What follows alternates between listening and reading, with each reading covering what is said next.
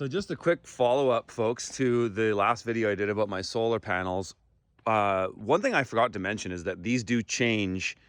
I can change the angle of these multiple times a year. Right now I've got them in spring and fall mode, so it's about like this. Summer mode is like that, and winter mode is like that. And then there's a maintenance mode where I can lay them flat. So I do change them every season, but I wanted to illustrate again my point and why it's important, because I see people in the comments going, well, that doesn't make sense. You might as well just have everything south and blah, blah, blah. Know-it-alls, right?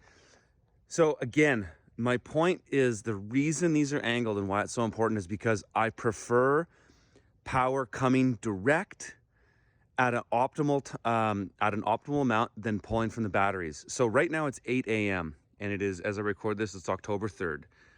And right now, it's early in the morning. Well, it's not that early, but we're doing chores. My wife's using the kitchen. She's using a lot of electricity. And right now, at this very moment, I have 3.3 kilowatts coming from the eastern facing one.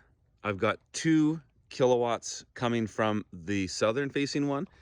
And I've got barely anything, 300 watts coming from the western facing one. So the advantage, again, is that right now I have an available 5 kilowatts, 5 point something kilowatts between the two of these that I can use direct. And I'm not taking that from the batteries. So right now, my wife, you know, she might be running a blender, she might be using a vacuum, she might be using things that can take a decent amount of load. And so it's not coming off the batteries. So again, the advantage of this is that I get a longer period of time throughout the day where I'm getting optimal amount of power coming through that I can use, that I'm not taking off the batteries. So thus I'm cycling my batteries less. And so if I had all of these facing south at about between 11 and 1 p.m., I'd be getting a huge amount of power coming in. Yeah, that's great.